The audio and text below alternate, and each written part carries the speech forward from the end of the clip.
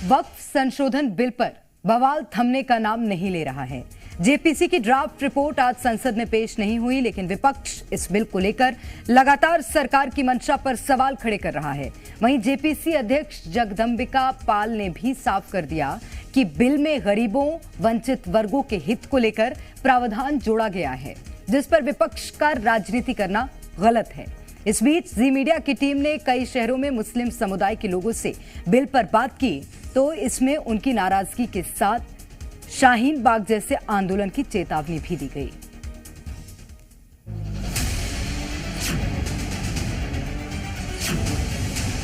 वक्फ संशोधन बिल पर जारी घमासान थमने का नाम नहीं ले रहा। संसद में आज जेपीसी की रिपोर्ट पेश नहीं हुई, लेकिन विपक्ष का वक्फ विरोधी एजेंडा एक बार फिर सामने आ गया। सरकार की मंशा पर सवाल उठाते हुए विपक्षी सांसदों ने आरोप लगाया कि पैनल में होकर उन्होंने जो असहमति नोट दिया था, उसे बिना जानकारी के हटा दिया गया।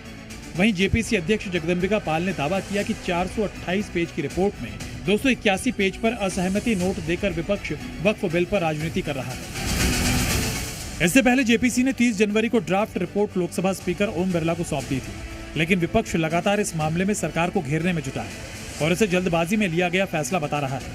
वहीं जेपीसी अध्यक्ष जगदंबिका पाल ने साफ कहा कि वक्फ रिपोर्ट पर राजनीति नहीं होनी चाहिए। इनका सब एजेंडा अपने हिसाब से सेट होता है। वक्फ की इतनी जल्दी लाने की जरूरत ही नहीं थी। वक्फ को पहले पूरा सुना जाता, सब चीजों को देखा जाता।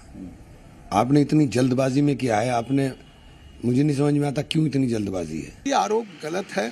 अब वो स्वाभाविक है कि आज ये सरकार एक अमेंडमेंट लेके आई थी कि वक्फ में कानून में एक ट्रांसपेरेंट हो और उसका लाभ गरीब को, पसमानदा को, अनाथ को, बच्चों को, महिलाओं को, विडोज को मिल सके, जो इस अमेंडमेंट में भी आया है, रिपोर्ट्स में भी आया है। सरकार भले ही वक्फ संपत्तियों का लाभ वंचित वर्गों और गरीबों को देने का दावा कर रही हो, लेकिन इस मामले में जारी सियासत के बीच मुस्लिम समुदाय का विरोध जारी है।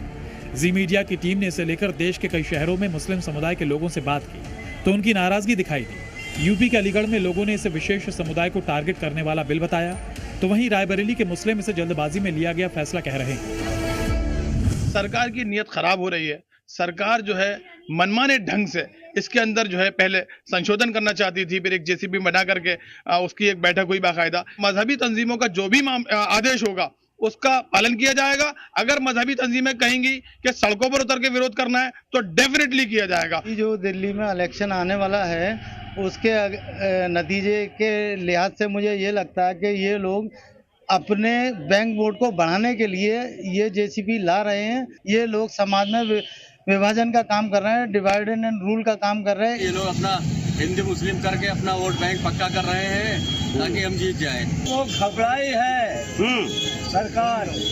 क्यों? अरे कुछ कर नहीं पा रहे सरकार, तो मुसलमानों के खिलाफ षड्यंत्र रचा के दिखाना चाहती है। जल्दबाजी क्या है, ये मुसलमानों के खिलाफ एक मतलब षड्यंत्र है। वक्फ बिल पर सिर्फ विरोध नहीं हो रहा, बल्कि अब धमकी तक आ गई है। कल मौलाना हाफिज ने सरकार को सीधे सीधे चेतावनी दी कि अगर संसद में बिल पास किया गया तो पहले कोर्ट से इंसाफ की गुहार लगाएंगे, वहां न्याय नहीं मिला तो शाहीन बाग जैसा आंदोलन होगा। वक्फ संशोधन यदि बिल पास जो है संसद में होता है तो क्या आप शाहीन बाग जैसा आंदोलन करेंगे क्या? सबसे पहले तो जो है अदालत जाएंगे। अदालत में अगर इंसाफ ना हुआ तो आंदोलन भी करना पड़ा तो जो है उसे भी हम पीछे नहीं हटेंगे। वहीं ऑल इंडिया मुस्लिम जमात के अध्यक्ष मौलाना शहाबुद्दीन बरेलवी ने वक्फ संशोधन को जरूरी बताते हुए दावा किया कि इससे भूमाफिया के कब्जे से मुक्ति मिलेगी और इसे दिल्ली चुनाव से जोड़ना गलत है। वक्फ को भूमाफियाओं ने वक्फ बोर्ड के चेयरमैन, मेंबरान और संबंधित अधिकारियों से मिलकर के करोड़ों की जमीनों को रेवड़ियों के भाव बेच दिया। दिल्ली चुनाव पर इसका कोई फर्क नहीं पड़ेगा और चूंकि चुनाव जो हो रहे हैं वो एक मखसूस रियासत राज्य के लिए चुनाव हो रहे हैं और ये वक्फ संशोधन बिल ये पूरे भारत का मामला है, तो इसका दिल्ली के चुनाव पर कोई फर्क नहीं पड़ेगा। वक्फ बिल पर विरोध और समर्थन के बीच सरकार ने भी साफ कर दिया है कि वक्फ संशोधन बिल आकर रहेगा, जिससे न सिर्फ वक्फ बोर्ड की मनमानी पर नकेल लगेगी, बल्कि इसका लाभ गरीबों और वंचितों को भी मिलेगा। दिल्ली से अंजलि सिंह के साथ ब्यूरो रिपोर्ट, जी मीडिया।